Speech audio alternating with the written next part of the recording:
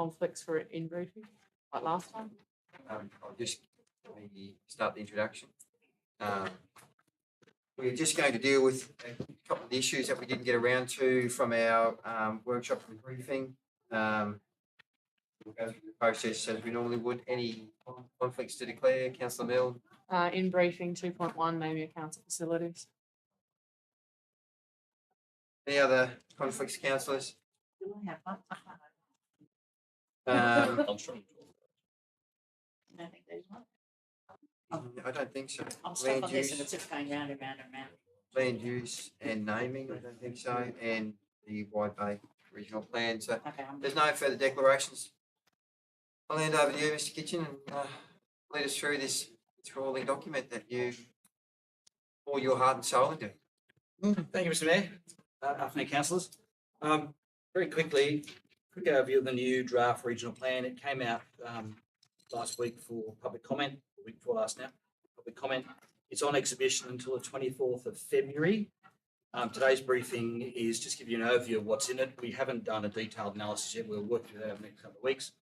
But basically, what we're looking to do is do the homework on it, and we'll come back to councillors in the workshop in February and with a draft submission, which you'll be able to have a look at before we run into the deadline of the 24th of Feb to make our submission. So that's the program at this stage. Click on. Very quickly, regional plan, it consists of the 6 LGAs from the region, so Bundy, Fraser Coast, Gympie, Cherbourg, South Burnett and North Burnett. The current regional plan, which you've probably seen this document around the traps, has been in play since 2011.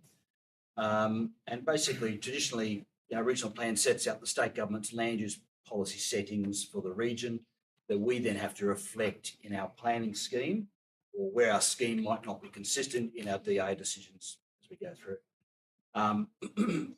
The new plan is different to your typical regional plan, which is a real sort of land use document. This new regional plan is more of an economic development document. It does have land use actions in it. A lot of the actions aren't traditional land use actions; they're more economic development type actions, and it's more akin in some ways to an economic development strategy for the region, which is not a bad thing. It's just a bit different to what we're used to. However they finalise it, we'll need to reflect it in our planning instruments going forward. It's just the order of priority under the Act. So the structure of this thing is reasonably simple. Talks about the region, sets a regional vision, which I'll talk about in a minute, and then identifies the key issues or the strategic priorities that they're wanting to deal with, and looks to a future out to 2041. So we'll talk about that as we go through. There's some information on where we're at in the region now, and there's some stats here just up on the screen. So they're looking to go from a population of around 300,000 to around 360,000 over that next 20 years to 2041. In terms of the stats, basically we're pretty typical of a Wide Bay. We have a fairly old population with a median age of 48. Region average is 47.6. We're pretty consistent there, but we are a lot older than the state average, which is only 38. So qualification is proportion of people with regional with tertiary qualifications is about 52%. We're about 35%. So we've been running over the past decade at around about 1.1%, I think, and it's forecast to slow to about 0.7%. But there's some debate on that, as one of the things highlighted in the new regional plan is that being on the edge of the SEQ region, we do get some overspill, and that's driving, and we've seen that ourselves more recently with our housing numbers, new house builds being substantially higher last couple of years than previous years. So that's something we'll need to rationalise. At the moment, we've got ABS projections and 2021 census figures, and we've got the Queensland statisticians figures. They are different, and we need to rationalise that. And we do have an approach from the QGSO, the state government guys, to try and sort out those differences. So you said 0.7%? Going forward, yeah, as an average over the next 20 years. Through you, Mr. Mayor, though, we have had point growth rate itself, almost 4% in some areas, over the last 2-3 years. Yeah, and we have quoted that at council. But that figure is at a point in time, and over 20 years, obviously, it's ameliorated and it's reduced, which is why the figure's so low. It's really like that. You think it's like, council? I do, 0.7 over 20, I think. Should be more than that, but what do I know? That's a good point. What's a good point? Uh, You're expecting a blowout in Kilkivan, are you? Because if you look at the last 30 or 40 years, it's always hovered around the same amount. And I've listened to councillors talking about the boom is coming, the boom is coming. Every time the highway gets upgraded, the boom is coming. But the reality is we've stuck on a fairly flat trajectory for 40 years that I know, and perhaps there is a boom coming because we've got lower headworks charges in Gamera and Kilkivan, which will really drag the people there. Thank you, councillor. Through Mr. Bell, I'll get back on. Tanya, if you want to flick on the next slide, please. Cheers. So in terms of regional attributes, obviously attractive character and lifestyle, some competitive natural advantage with resources in terms of agriculture, forestry, advanced manufacturing is an issue that the state is pushing heavily. And I suppose in terms of the training work we're doing in Maryborough, that makes sense. In terms of environment, there's obviously Fraser Island, Great Sandy Strait, and a lot of environmental attributes there that are valued by the community and tourists alike. That's a proximity to South East Queensland, which is particularly important for us, more so than the rest of the region, because we're kind of on that doorstep. And there's some renewable energy generation opportunities. So that's the good news. The not so good, big one, please. The not so good, the age of the population is much older than like it. We're losing our younger residents. So we need to turn that around. The driver for that is our next vulnerability, if you like, which is that lower skills and educational base, which is leading to higher unemployment than the Queensland average. This is not just Gympie, this is the region general. We do have, and this is across the region again, a mismatch between our dwelling stock and our demography. So we've got a lot of detached houses, 3-4 bedroom houses, and a lot of single person households, and a lot of our aging single person households. So there's a mismatch there. And that will be a hard thing to turn around. So we're doing work on that plan scheme now, looking at our housing options. And whilst we can all say it'd be great to be able to do some medium density housing, and the reality is the development industry doesn't want to do it. So that's going to be a hard thing to turn around. Some work to do there. There's, because of our dispersed settlement pattern, there's reduced access to services. And like a lot of places in Queensland, we are vulnerable to climate change and climate extremes. So a few things that lots of regional plan needs to try and address. Just click on, please. So in terms of the regional vision, they have a rather long vision statement, which I'll read, sort of top corner there. A child born today will have clear pathways to a lifetime of real opportunities within the Wide Bay Burnett, with access to an industrious and connected regional economy built on clean, green and productive industry. So sounds nice. We'll need to really drill into what that actually means. So they do have within the document some sort of leading statements towards that, talking about competitive local businesses, settlements that can manage our growth, livable communities that are connected to services, advanced, sustainable and diverse agricultural industry, a manufacturing powerhouse. Okay, there's some aspirational views there. Specialised health service industries, and a conserved and celebrated environmental features that draw people to the region. So that's, if you like, what they're trying to achieve. We will spend some time in the next couple of weeks drilling into this thing to see how well they're getting there. Councillor. Do you think that our lack of industrial land has something to do with us not keeping our younger persons in the area? It's certainly well, through you, Mr. Miller, my guess is a lack of industrial development is a contributing factor to the overall employment and career opportunity. Yes. The answers to it though, and we need to work. We are in the process of that, are we? And through you, Mr. Mayor, both through the planning scheme and the Curra Industrial Plan Study. Both projects are underway at this point in time. And the planning scheme will assess industrial land as one of the state plan policy principles. So there is reports on that. So in your educated opinion, how far away are we from actually progressing into more industrial? Through you, Mr. Mayor, I could defer to Simon as well on this, but at the simplest level, not very far away at all. There are a Actually number having of it on the ground. Yeah, not very far away at all, depending on some moves from the state government. But from a council perspective, Simon, correct me if I'm wrong, but I doubt we will see any change in industrial land until 2025. That's not as far as I thought it would be, but anyway. I don't think, just if I can just add, having been in this space a little bit, I don't think the lack of desire or effort has been at our end at all. I didn't say it was. No, and I know you weren't suggesting that. There is a need to highlight to the state the importance of this, and our staff are doing a good job of that.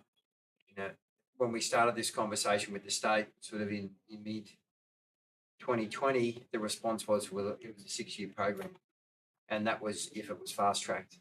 I believe we can get there before 2025, and that's just been because of the consistent effort from staff and others to make sure that the state are well and truly aware of the need, not only for our region, but for South. So we may set the benchmark in terms of timeframes of making this happen, but it is frustrating. It's frustrating to know where we need to be, to know what needs to happen, and sort of be put in a queue for the sake of being put in a queue. Councillor Stewart. I skimmed through the report. It actually mentions It our does, preferred industrial land. which is a massive step. I know Fiona O'Sullivan is very excited about having that included. I mean, and that, this report has come together in a short time frame, and the fact that we've managed to get that into the plan is an achievement in itself. Had we not been so proactive and staff consistently working to make sure that was there, it may have been left out. So it's been, everyone's been leaning in the whole time, which is really good result. Particularly so. Yeah. Through you, Mr. Mayor, just a bit of an update. We actually have on my desk now a draft feasibility study for the next piece of work we commissioned. So I've got that now. I just need to work through that. Coming to council in the new year with what it looks like. It will also assist us in formulating our response because, as Councillor Stewart pointed out, we do have a flag in this new regional plan that picks up they're calling it North Gympie Industrial area, but it's current. So it's in the regional plan, which is what we're pursuing. So it gives us that level of legitimacy now. We can talk about it with the state. Mr. Mayor, we are planning to workshop with councillors early in the new year, and we're just working on a timeline for this, the planning scheme studies. I talked with the acting CEO about this the other day in terms of timelines, but there are nominally 17 studies that we will be wanting to workshop with council. Some of those will have a higher priority than others, but they will clearly cover industrial, commercial and housing, land and housing diversity and housing. Keep going, Mr. Mayor. Yeah. Okay, so in terms of strategic priorities, the regional plan picks up these as their key focuses. So growing people and places, taking charge, economic future, sustaining our environmental lifestyles. That's the three drivers, the strategic priorities. Each of those is supported by objectives and identifies the critical infrastructure and priority actions. So there's a swag of stuff there. Come on, kick on. Swag of stuff there. So for example, growing people and places, it talks about the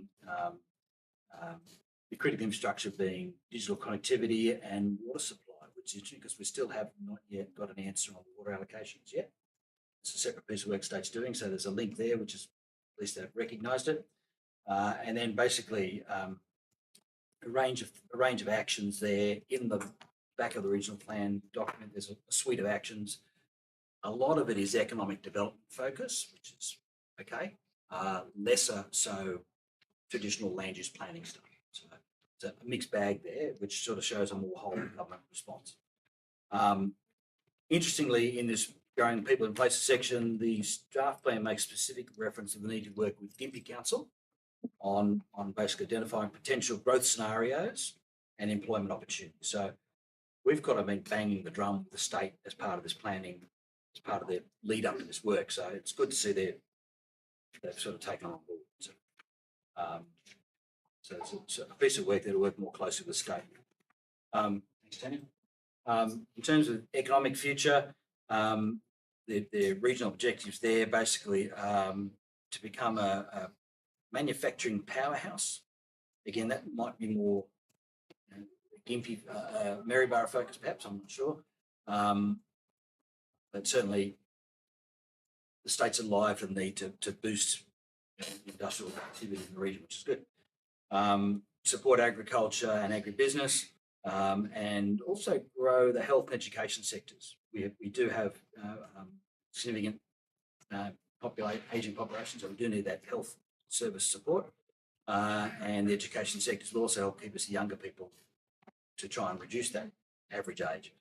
In terms of also a focus on renewable energy, and obviously we've got our the wind farm proposal and our 2 solar farms, which gives a bit of a lead in there. So again, there's a range of infrastructure identified and priority actions. I won't run through all of that now, but we'll be doing as we work through the scheme, through the new regional plan, is to see what we can deliver as council, what we think is appropriate, and bring that back as part of the solution. In terms of agriculture, under the economic banner, they have identified in the text of the document what they're calling a potential agricultural expansion area. They're flagging it between Gympie and Bundaberg, so up that sort of coastal strip. It's not mapped on the map, so we'll need to clarify what they're looking for there. But at some point, they're obviously looking at agricultural production in that corridor between Gympie and Bundaberg. There's also a reference to growing the healthcare sector in Gympie, which is important. And as we mentioned earlier, a reference to the Curra industrial area, which is encouraging to see. The other element of the economic strategy is to recognise the priority living areas.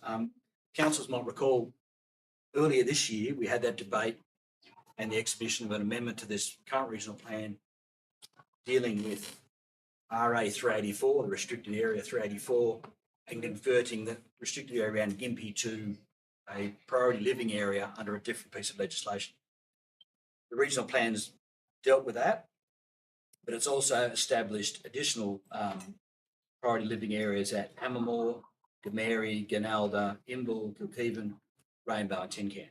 So it's picked up all our settlements. There's a couple that we would make further submissions on because as part of the process early in the year, they flagged, or we flagged, we wanted to talk about Chatsworth and some other areas where we've got significant rural res. So we'll need to go back to them that because they haven't caught it this time. Go back and make submissions on that. But essentially, and probably the best way for you guys to have a look at this is if you get online, you can zoom into these maps. You can see where they are because it's not really practical to do it on this PowerPoint show, but you can go through and get sort of an idea of where it's impacting on your own local areas.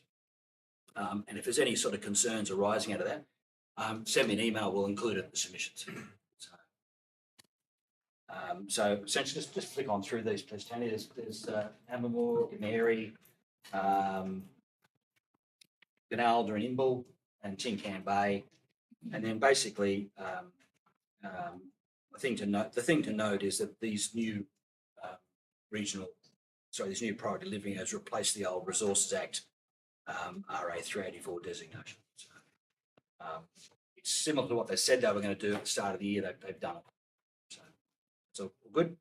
On the environment front, regional objective is to conserve and celebrate the culture and environmental features of the region, protecting the region's biodiversity and ensuring impacts of climate change are minimised. Okay, it all sounds reasonable. The actions are focused on essentially maintaining koala habitat and a proposal to reduce urban light spill on coastal areas particularly. So they've identified a band of, they're calling it a dark sky overlay, and that basically runs up the coast from essentially Double Island Point up through Rainbow, Tin Can, and then goes up the coast out of Gympie Shire, out of Gympie region. But essentially, it then generates an overlay, and from there we have some provisions which I'll show you in a moment. The other issue, just flick on Montana. The other issue is they've identified strategic environmental areas. We need to explore what this means because it's actually a device under the Regional Planning Interest Act rather than the Planning Act. So we need to understand what that means and how that will interact with our planning sim. So not yet clear on that. So there's a bit of learning for us to sort that out because it does flag Christmas to try and. So questions on? Through you, Mr. Mayor, before we Culling, don't they?